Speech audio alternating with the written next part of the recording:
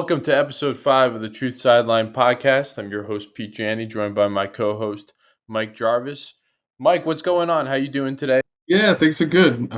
Just got back from Dallas. Had a chance to compete in a what they call high rocks, Yep.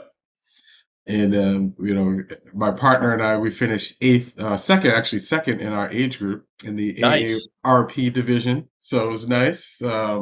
Yeah, it was a lot of fun. So we've been training for this for like 3 months, and went down there and did a great job. So it was fun just to be able to compete and feel like the rush of being an athlete again. So it's nice. That's awesome. Congrats on the high finish too. And I saw there was like a community of people over here in Connecticut that did it, right? Was there like a couple other people that were involved? Yeah, yeah. So I work out at a place in Fairfield. It's called KMK Fitness. 20 of us went down. So we had 20 Wow. people competing in different age groups, and they have individual races, they have partner races, like, duos, and then mixed doubles, so a guy and a girl can go together. So it was fun. We had guys ranging from ages, I think like 22 to, we had one guy that's 70. So it was Oh awesome. my And then goodness. yeah, at that event, there were 25,000 people from all around the world that compete. So, and they have, Man. it's quite an operation. So they're doing well. It's a good business too. So. And if anybody follows Mike on social media, you gotta check it out because he posted some pictures of it. And yeah, you guys looked like you worked up a good sweat for Yeah, sure. it was fun. It was fun. Good, good. Well, that was a 1 day trip, right? One You day got trip, so right down and away, back. The back on the dad joy duty. the Yeah, joys of being a parent with an athlete. So I had to flew down, did a couple things, had a meeting, came back, did the race, and then flew back Friday night. And my son had hockey yesterday, and my daughter's up in Boston with her mom for a soccer tournament. So Good, we're spread thin here, but it's good. good, We're off good. our little farms today.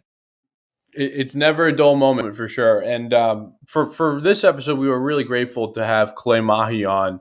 She came on, talked about NIL. She's an NIL agent in Southern California.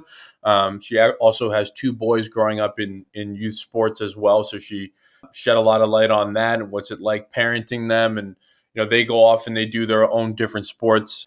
She swam collegiately at Syracuse as well. So we got to hear a little bit about her background in that field. But I mean, Kalei and I have had a lot of conversations about NIL in the past, and I really think that she's on the right track in what she's trying to do with NextGen Legacy NIL. And what I'm really interested in, and I wanted her to come on here because I think it's such an important topic right now, especially with people who are raising kids and trying to make it big for them and have high hopes for them.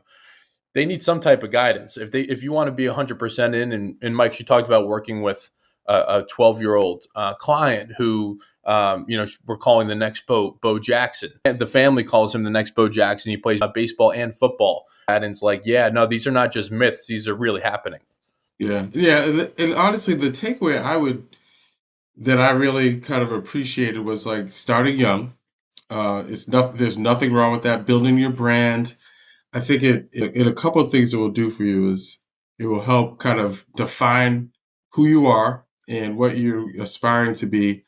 And then the other positive is that as you're trying to differentiate yourself, your kids are, I should say, as they're now hopefully going to the path where maybe they're thinking about maybe going to college, is they'll have something that's very unique. They'll have their own brand and kind of a CV, as you will, Right. as they're applying to colleges. So they'll have some stuff that I think a lot of the other kids maybe that haven't done this exercise will have. So I think it's going to provide a lot of value.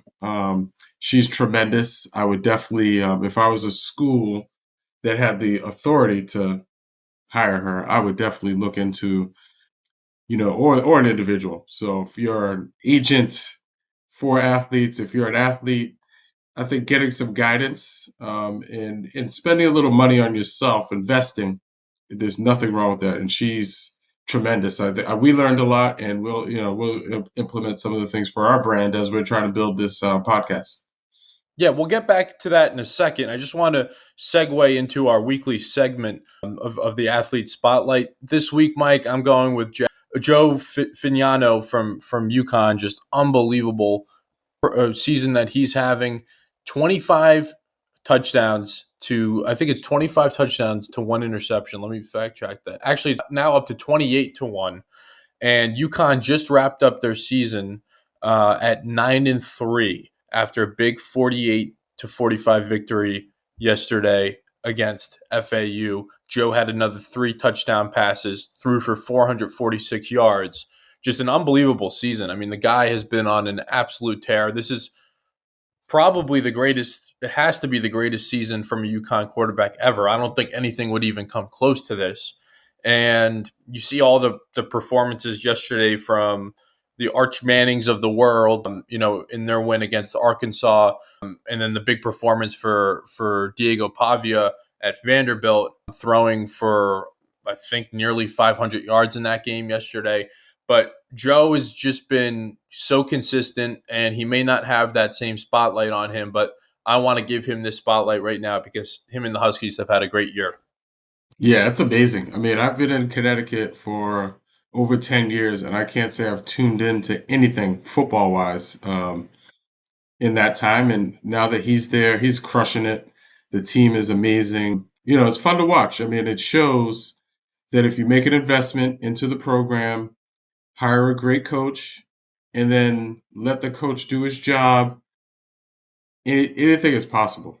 For UConn to have like a football presence, and then obviously what they've done in every other sport, pretty much. If you drive on 84 and see the entranceway off of 84 to see how many championships they've won in field hockey, men's and women's soccer, obviously hoops, taking down UCLA as far as number of titles. Like, it's crazy. So for them to have some presence in football it's really cool to see. You hit the nail on the head, Mike, in terms of what a coach could do for a program. And Mora has been absolutely phenomenal for UConn football, and putting them on a level where they're going to be even more intriguing to a bigger conference who wants to swoop up and get them if they end up joining a football conference. All three of their losses this year were in overtime, including that week 2 loss at Syracuse. And now we could sit here and say, oh well, Syracuse lost yesterday 70-7 to Notre Dame. That I think that was the most points Notre Dame had ever scored, and it was also the biggest lopsided loss in Syracuse history. So that loss doesn't look good now, but still 3 losses: Syracuse, Delaware, and Rice. That Rice game was in double overtime too. So unbelievable progress from the Huskies, and they're gonna get themselves into a really good bowl game now. It would have been interesting if they actually were, instead of 9-3, if they were maybe 11-1 or even 12-0, where they Yeah. would have fallen. They wouldn't have. I don't think they would have made the football playoff based on the schedule. But I tell you what, it's been really cool, and I'm hoping they can win that bowl game, which would be great for the school. Yeah, absolutely. And it's funny, being a Boston guy, I'm sure the ACC wishes they didn't listen to BC at that time. Right, Because if right. I'm the ACC, I'm kicking myself. You could have UConn winning national championships in men's and women's basketball. You have a real football program, and every other sport is on the same level as ACC teams. But kudos to the Huskies, the hometown team for us, and maybe they could make a trade, send BC to the AAC, and take the Huskies, because I'm Well, sure I was even thinking, like, maybe Joe could get picked up by the Patriots as a backup. that would be fantastic. Yeah, I know you would love that. Yes. Yeah. So just switching gears back to our conversation with Kalei. We there's so much going on right now, and I think there's a lot of topics that I'm interested in. I've been keeping a little bit on an eye on the private equity and how that's impacting the Big Ten conference, and how there's been some pushback from member schools, specifically like UCLA. It's going to be interesting to see the agreement that they strike there with private equity money now coming in. And then also, we're seeing just so many innovative new deals that are impacting the landscape, NIL landscape. You see, Juju Watkins was able to actually buy a stake in an NWSL team, which I thought was really cool. And I think we're gonna start to see a little bit more of that, of student athletes coming together and getting ownership stakes in professional franchises. And what Juju did there, to me, I thought was really groundbreaking. Did you see that one? I did, and it's funny because I'm working like as a consultant right now with a company, and I'm pitching to them like we should be trying to get some of these student athletes involved in the brand, but not just as an ambassador, but more of an investor because they have the capital now to be able to do it. It would, have them put a little skin in the game, and I think it's a smart move for some of these franchises now to get like the name brand athletes at that age group and demographic. It's going to bring more eyeballs to whatever your product is. So it's very smart. Yeah. And I think at this stage of it, obviously, we're going to progress even more. We're going to see a lot of deals with NWSL teams or PLL teams, professional lacrosse teams, teams like that are not worth as much yet, but could be good investments down the road and could be money makers for these student athletes, which is something I know we're both a big advocate for. So, without further ado, we're going to get into our conversation with Kalei Mahi.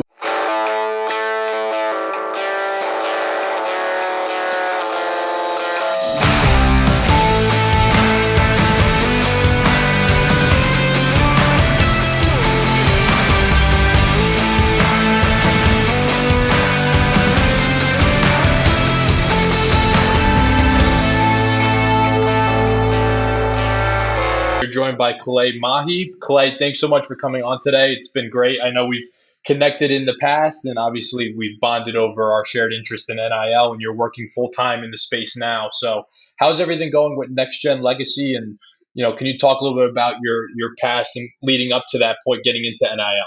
Sure. Thanks for having me tonight, both of you. I'm such a treat to be here, especially after that Arizona UConn game.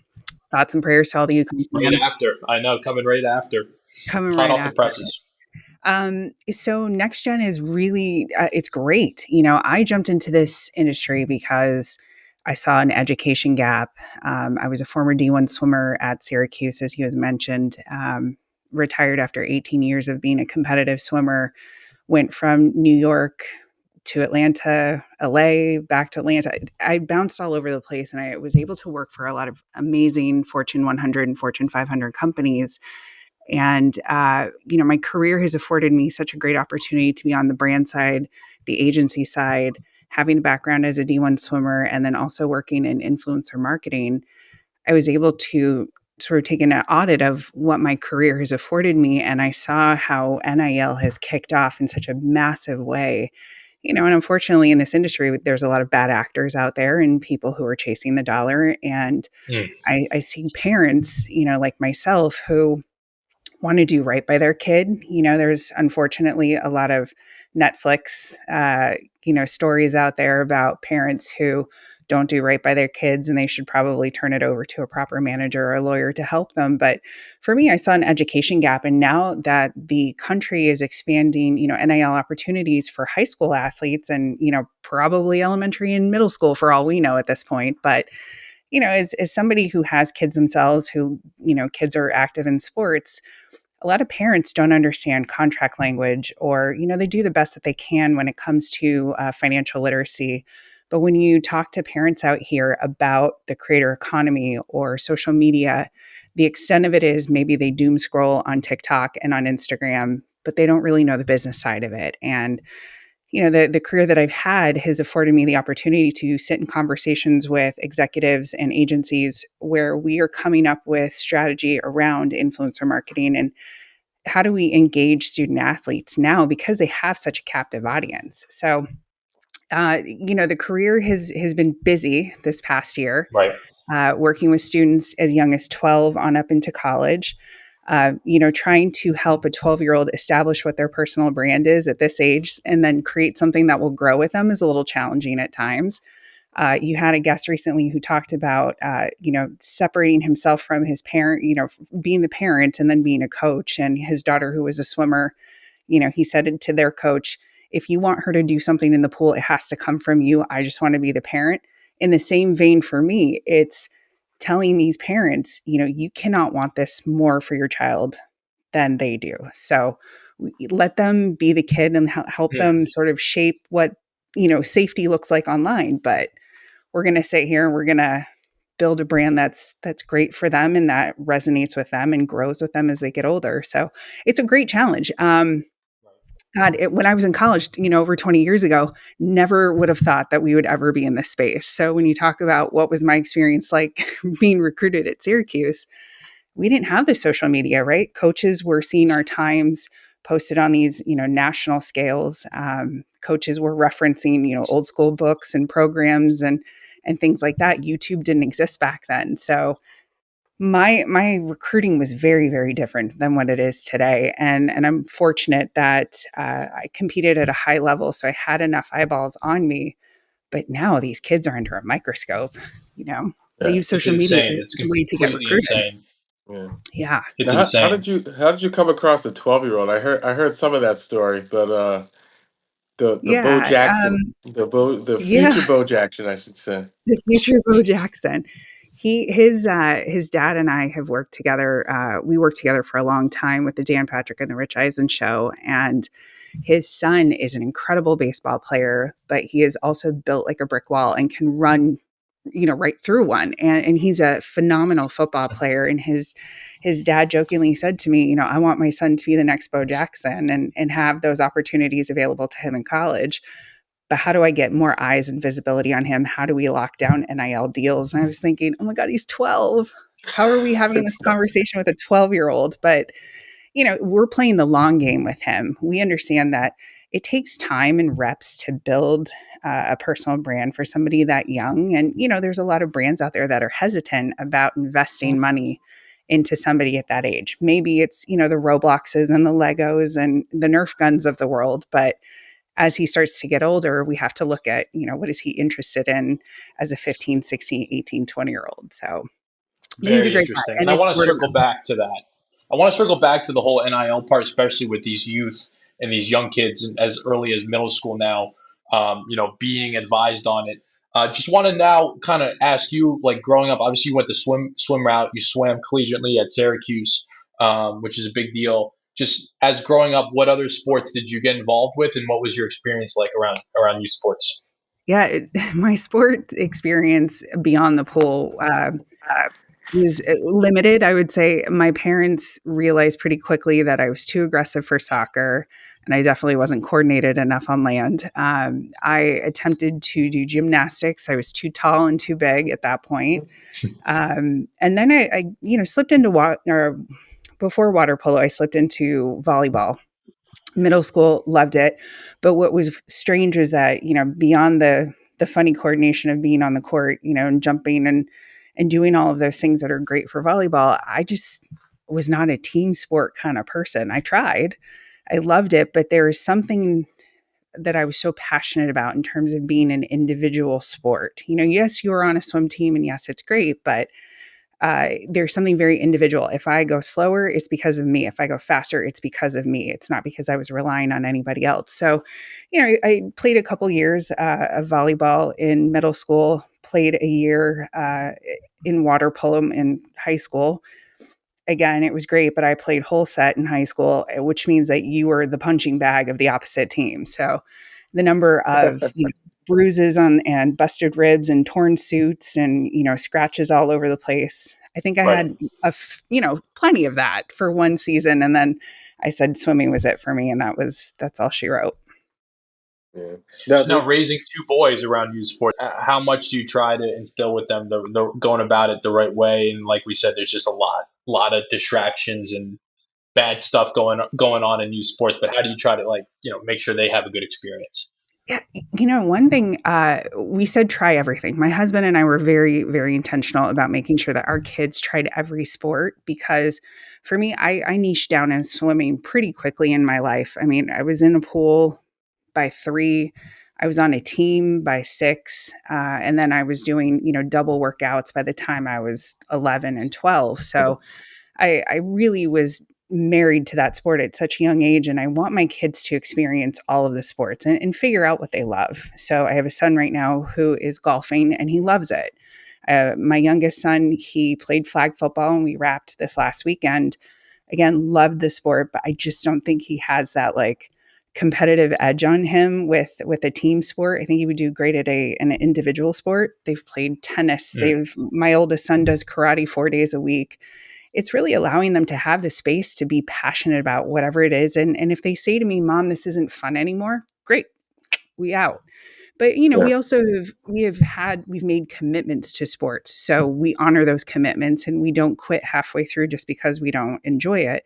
We persevere and we have to teach our kids, yes, it may suck right now, but we made this commitment to follow through for the rest of the season. You are going to be a good teammate to the rest of your teammates, and you're going to give it every ounce of effort you can. And then you can walk away from it and find something else that, fits your speed and what you're interested in. So as little pressure as we can instill on them is what's really going to keep them active and interested in trying all new things. Yeah, I think it's as a parent, it's it's super important that you kind of give them their own space. But my big thing is like you're gonna do something. So you have this 3 seasons, and you gotta find something that fits into like one of these seasons here. Obviously, a lot of the sports now are like all year, which doesn't really give the kids, I think, a lot of choices. But I think if they're willing to try different things, it's great. Yeah, it was same with us too, Mike. We were all about, you need to do something, you need to stay active in something. And my youngest son has got a more packed schedule than I think I've ever seen in a child. I mean, he's in chess, he's in a rock band, he has guitar lessons, Oh, this kid is busy. I mean, yeah. football practice 3 days a week with a game on the Mm. weekends. I mean, I was joking with Pete that I live in my car between the hours of 3 and 8 p.m. almost every night, shuttling kids back and forth between practices. But, our oldest son who is in karate, he's going to be testing for his red belt soon. And this kid loves it. He's the one who tells me, Mom, I've got practice tonight, or don't forget, Mom, it's at 6:30 tonight and 7 o'clock tomorrow. And when they Mm. start to tell you, oh, don't forget, that there's something in them that they love. And I'm okay with that. And when he says, I need to take a break, cool, we'll take a break. Don't flame out. Let's take a pause and then we'll jump back into it. But to your point, yes, to keeping them active and trying stuff that keeps them busy in those 4 seasons. Just wanted to ask you, when you're looking now for, getting back a little bit back on the NIL part, when you're trying to find the right client, what's your criteria that you're looking for? Whether it's a Division 1 athlete or somebody who is younger, maybe early years of high school or middle school with high aspirations of becoming a Division 1 athlete. What do you see in terms of potential that stands out to you? The kid or the family and the child who asks the questions of, what does it take to be successful, or what does it take to try and land NIL brands? The ones who are curious and ask questions and don't come in with the expectation of, okay, well, now that I'm going to work with you, you're going to get me 5 deals right away. I'm not. I'm not a talent manager. I don't want to be a talent manager. I have enough kids that I need to chase around for homework, and I don't want to have to chase around others for deliverables. So, but when I look for clients, of course, I've got this big idea of how many clients I want to take on and who I'm trying to service. But with these younger individuals, I look for the kids who are motivated, the ones who are okay doing things that may feel a little cringe at first. There's this, I don't want my friends making fun of me. Well, your friends aren't the ones accepting checks from brands eventually as you start to build your profile. So let them talk, let them make fun, but when you're cashing your first check at 12, 13, 14 years old and you're $500 richer or $1,000 richer, I don't think you can hear the noise of your friends talking when you're depositing that check into your account the first time. But Right. people who are asking the right questions, who are collaborative, who have done some homework into this and who have shown genuine interest, that it's not this blind, okay, I'm here, tell me what to do. It's the ones who have said, I've watched Livy Dunn craft a profile for herself and craft a personality, and she's doing amazing things. I want to be like her. How do I do that? So Yeah. the families who have a pulse on this space, just, away from how much money can I get from a college, to come in, not that I'm saying paid for play exists, right? Right. Never. Never. Yeah. But it's the kids who are saying, what can I do to do big things in the space to boost my visibility? I know I don't necessarily have to be the fastest person on my team or the best Mm. player on my team, but maybe I have some potential out there to bring eyeballs to my school or to my talents. And last year during Final Four, it was all about the kid, the water boy on the side of the court who was aura farming, who landed a Yeah, brand Yeah. deal, and then from landed. My McNeese. guy. Yeah. That's my Yeah, and guy. he Amir. continued to land these incredible brand deals, and he wasn't even playing. So Yeah. it's the families who are saying, I'm willing to do the things that it's necessary in order to be successful in here, are the perfect client to work with. Yeah. And the thing is that, so I'm on, the administrative side of it right now. And one of the things I think for me that I think is a missed opportunity on the kids' part is obviously in certain sports, you're going to get some money just because they have a collective or, basically with the rev share.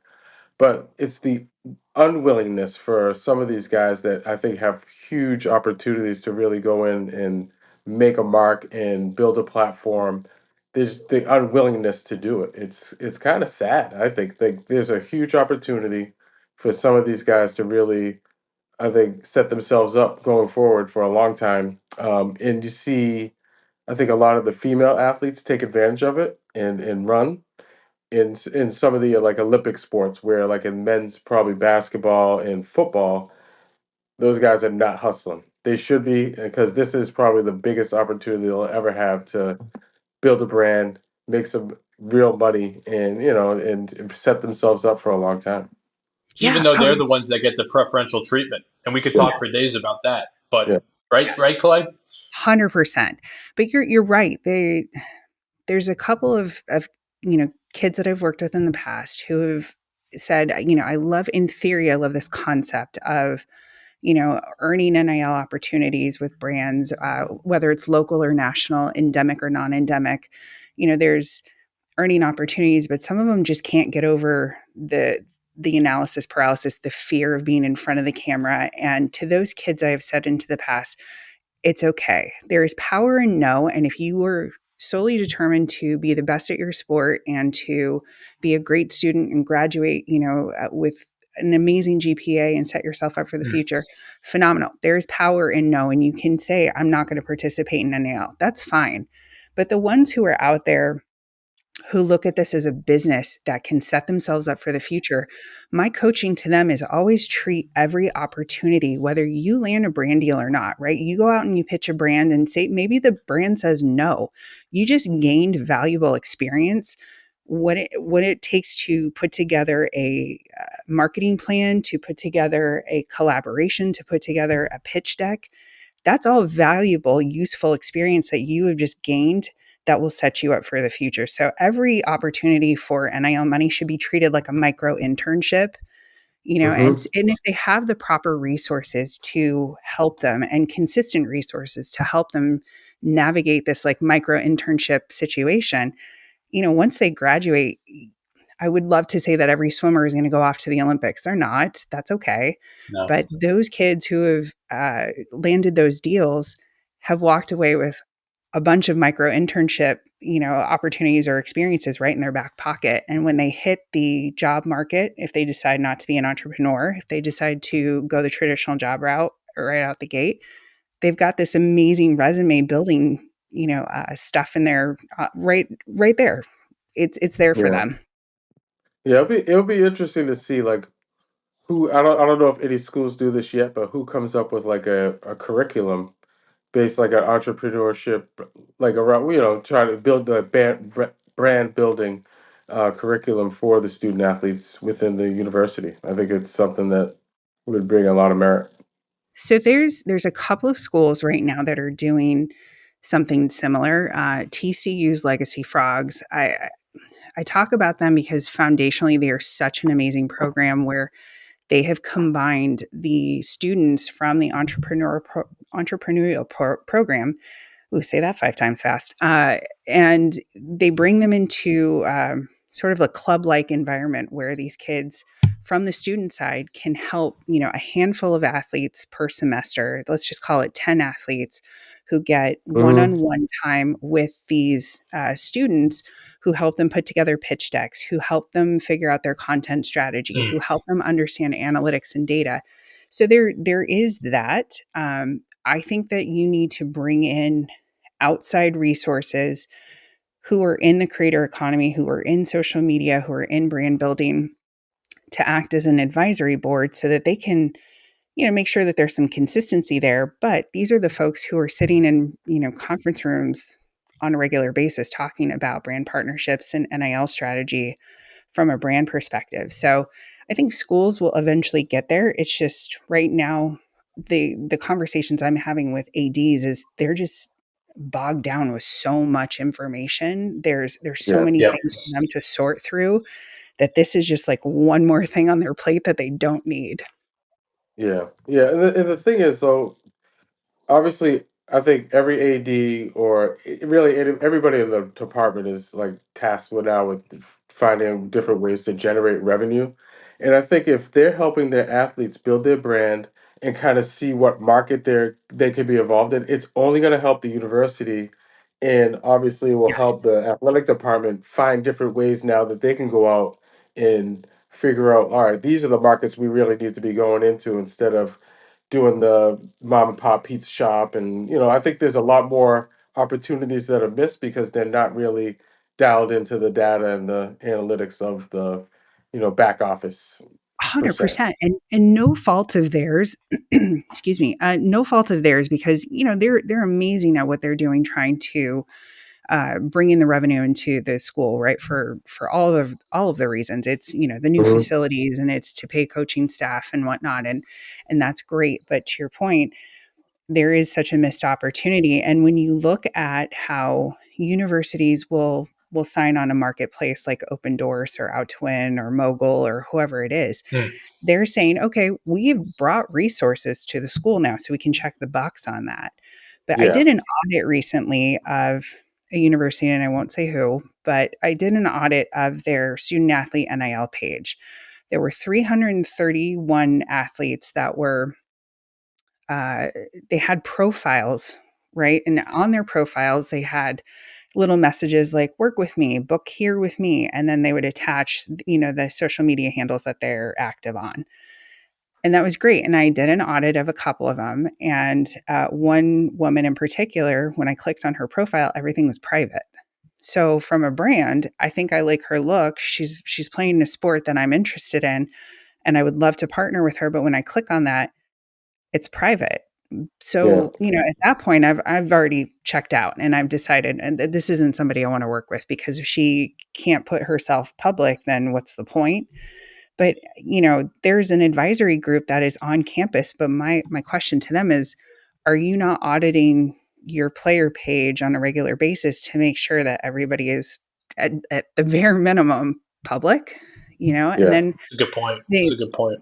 yeah, and then the further down I started to do audits, I would click on basketball players and I would click on football players and I, click on baseball players, and then I would see inconsistency in posting.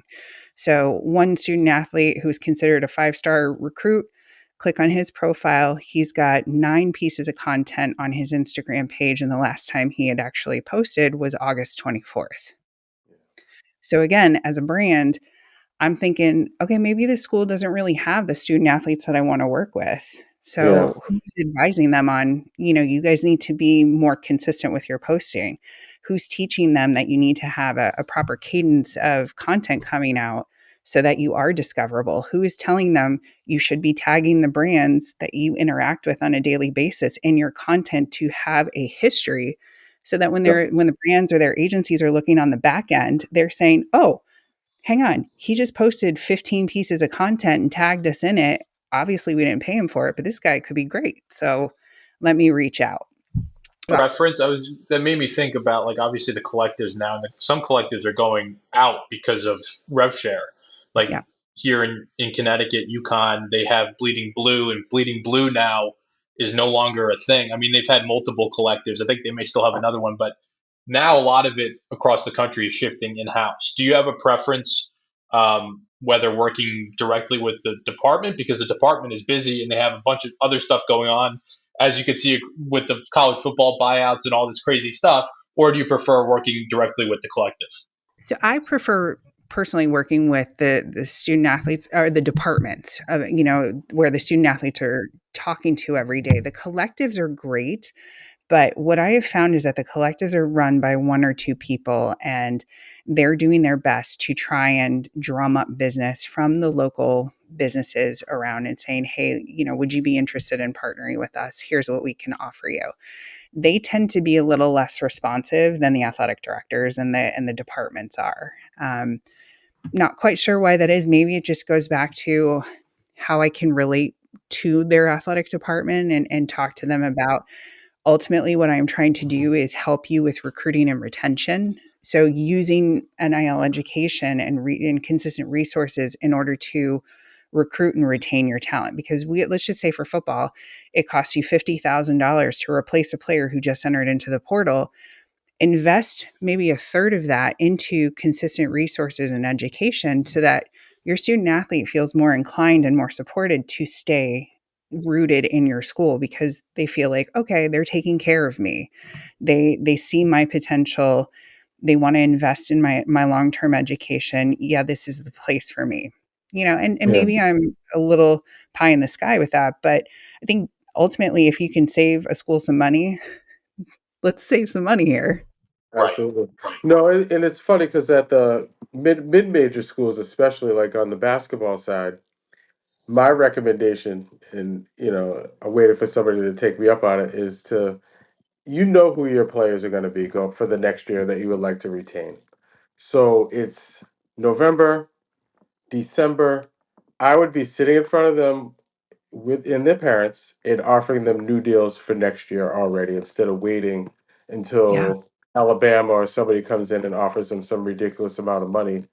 Where a lot of schools, I think, are dragging their feet and not really having the right resources put in place, whether it's salary, like a salary, let's call it what it is, or putting like together a real plan so they can feel like, all right, these guys are really looking out for me.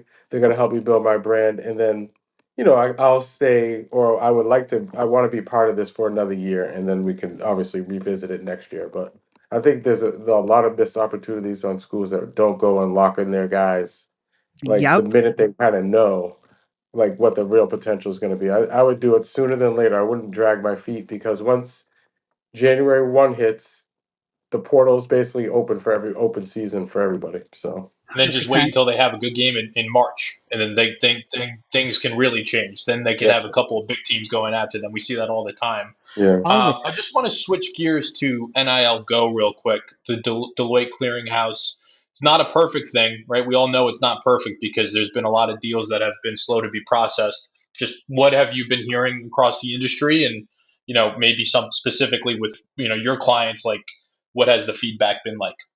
So mixed reviews on all ends. I'm hearing more consistently that the deals aren't taking as long for some of my colleagues in the industry, maybe a week for them to get things approved. Others have said it's been a little more difficult trying to get things through. There have been yellow flags raised with the deals that they've submitted. But the feedback is clear on what the expectation is of how to explain more clearly what the deliverables are so that they can go from yellow flag to green flag. In Again, just my opinion, NIL Go in theory is great, but there's so many holes in this space. And from the lens of somebody on the strategy, the brand and the agency side, when I look at viral moments, especially during March Madness, viral moments happen so fast and brands are nimble and the agencies will kick into gear pretty quickly to respond to those viral moments. I mean, last year was a perfect example of, brands jumping on board with aura farming, and like that became a thing. But Sure. now when you have to think about NIL Go and submitting a deal and trying to get it approved, and you have to build in this timeline, you're looking at like 6 to 8 weeks, right? To have this stuff planned in the back of your head as an agency and as a brand.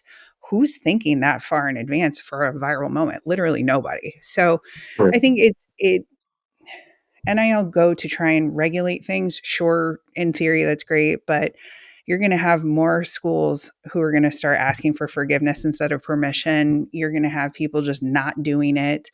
I don't love the fact that they came out here with this snitch line and we're talking about Yeah. crowdsourcing people to police deals for them. Like that felt really weird and Yeah. uncomfortable. Because you could have a disgruntled teammate who Yep. launches an investigation, sends in a tip, and it's completely unfounded, but you've now bogged down the 4 people who work with NIL Go at Deloitte, and you've launched an investigation all because of what? You were upset. So, Yeah. and another team could do that too. So I think if you could potentially change the dollar amount from 600 to something higher, where you're looking at $3,500, or if you want to go 1,200, fine, but make it a little weightier in terms of money so that it's worth the actual review and it's worth the time that's invested in and you're waiting. So just my opinion though. That's great. That's all great feedback. I want to get into, you recently struck a deal with Yale women's basketball. You're going to be working with the program up in New Haven, which is obviously in Mike and I's backyard. So we have some interest in the program, and we love watching what they do, what Yale men's basketball has done. It's has so much potential, such a great institution. Just talk about how that came about. So a good friend of mine from Syracuse, she was a field hockey player the same years that I was there for swimming, and we became fast friends. And fast forward 20 years later, she's made a name for herself over at Yale. Her name's Anne Marie. She's a phenomenal person with an incredible reputation, and has been my corner for 20 years, cheering me on through every life stage that I've gone through. And when she saw that I got into NIL, she said, I need to introduce you to our folks over on the women's basketball team, because there's interest. The coach has an interest in trying to uh, give some support to these players. She's not quite sure how to go about it. And I immediately thought of you and thought you would be a great person to help them out. So what do you think? And I said, absolutely. Because you don't really hear too much about the Ivies dabbling in NIL Right. at all. So they have It's mostly partnered with. frowned upon for them. Right. And they did sign with Open Doors to offer this marketplace platform for student athletes to go out there. But beyond that, there's not much happening education wise. So Coach D and I have talked, and it's really about meeting the players where they're at. And what's interesting is that they have about 25% of their players on the team are foreign or international athletes. And, at first you hear that could be problematic when you're talking about NIL education and talking to these ladies who can monetize pretty quickly. But what I wanted to flip the script a little bit and say, everything that I'm teaching these women is transferable. So the ones who are from Spain or Australia or England or abroad, everything that I'm teaching them is still relevant to them when they go home. So there's Yeah. workarounds that they can use and leverage so that they're not necessarily missing out on NIL opportunities. They just have to be strategic about when they do it so they aren't, out of compliance. So it's again treating this like a micro internship with the education side of things, meeting them where they're at. Some have an idea of what NIL means and they understand it. Others are private, and we need to understand why do they want to remain private. And if that's their journey, that's their journey. But it's talking to them about what's the most important thing for you right now. Is it understanding how to build your brand, or is it understanding how to secure a deal, or what does that look like for you? So we're starting off. As you know, women's season just kicked off. So always the timing plays a factor into when you can meet with a team, but Right. I'm really excited Yeah. to work with them. Yeah. What I guess so. You have a Mike Jarvis walks in the door, and wants to build his brand and maybe get a deal with like Marriott or whoever, what are three like things that I should be doing like to get started? So the first thing that you and I will sit down and look at is your social media presence. First of all, how frequently are you posting? And I ask, what are the top 3 to 5 brands that you want to work with? So you mentioned Marriott. I want to see content on your social media channel that is specific to travel. And if you are an athlete and you play basketball or you're on track and field or whatever that is, you need to inject, that content of you as an athlete and balance it with who you are as a person. So if it's you're traveling, you're getting ready to go, or let's just say you're traveling to a game out of state and you happen to be staying at a Marriott, it's prime opportunity to create a piece of content where you can say, do a vlog style, hey guys, get ready with me to pack my bag to go, and we're hitting the road with the team and we're going to be staying at a Marriott. It's my favorite property for the following reasons. Seeing that kind of content, consistent content, if you were to post 5 to 6 pieces of that throughout your stay, then I would say, okay, now it's time to go pitch Marriott. Let's go talk to them about your love of the brand, why you love the brand so much, why you would be such a great ambassador. And I want you to come with ideas to pitch to Marriott about what you can do.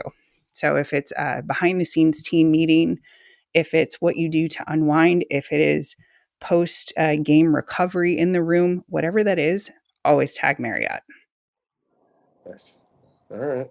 No, because we have to build this brand here so we can get this podcast out to more people. So We may need your expertise for we're that. always looking for ideas. So I'm I looking got you. for clothing, Mike, anything, you name yeah, yeah. John, oh, Mike, it sounds like you wish you got that NIL bag back in the day. Yes, oh, I do. I had my own NIL deals. I used to knock. There's a place in BU. The name is a pizza place called T. Anthony's, and we used to. The basketball players and the hockey players would go to the back door and knock on the door and get a meatball sandwich. So that was my NIL. amazing. Late That's night, great. after That's great. hours. Amazing. Kalei, between being a mom to your 2 boys and then running NextGen Legacy NIL, I know you also have a passion for cooking. I do. Or baking, cooking. Wild Roots Kitchen. Can you talk a little bit about that and just like how you have try to make time for that as well during your busy Sure. schedule? When I was 12 years old, I was obsessed about cooking. I would sit in front of the cooking channel, Food Network, and I would write recipes that I would see and I would want to try them at home. And I remember very clearly asking my parents if I could go to culinary school at the CIA in New York in Hyde Park. And they went, oh, no, no, we're not going to, no. Like, we love that for you, but no. You can go to culinary school after you graduate college. And cooking was a way for me to take care of people, and it was a way for me to express my love and affection for my friends and my family. But then COVID hit. AT&T sold off the Dan Patrick Show and the Rich Eisen Show, which was on Audience Network. And we found all of ourselves out of a job. And I went, now is my time to cosplay as a personal chef and as somebody who loves food. So I jumped into Wild Roots. And when my friends were complaining about COVID, not being able to go to the grocery stores, or hating going to the grocery stores and needing to figure out what to meal prep, I like quietly raised my hand and said, oh, I could do that for you. And so we turned it into a business, and I had 6 full-time clients that I was working with. I was experimenting at home. I'm pretty sure my husband packed on like 10 to 15 pounds just because I was, testing and adjusting recipes. And I worked 4 years on a cookie recipe that I still try to tweak every now and then. But it was a dream of mine to be in the culinary space at some point. But it's a tough business. It's a tough industry to be in. The people who are in the culinary space are probably batshit crazy, if we're going to be totally honest. My uncle was a chef for a long time, and for him, he still talks about how sore his back is from standing 12 hours a day and peeling potatoes and doing all of the things that you have to do in a restaurant. And having kids that, I can't work in a restaurant right now with the activities that they have. So I spend some time at home on the weekends. I'll hit my local farmers market. I'm still friends with all the farmers I used to hit up for ingredients, and I spend my time cooking, and then we'll post that stuff on Instagram every once in a while. That's fantastic. And Kalei, it's been great having you on the podcast. Anybody that needs any education with NIL or wants to learn a thing or two about a new recipe needs to check her out. NextGen Legacy NIL. Just I really wish you the best of luck with it. I know you're going to continue to kill it. So thank you for coming on with us tonight. Thanks so much, Pete, and thanks, Mike. Anytime I can help you guys out, please let me know. I'm always available.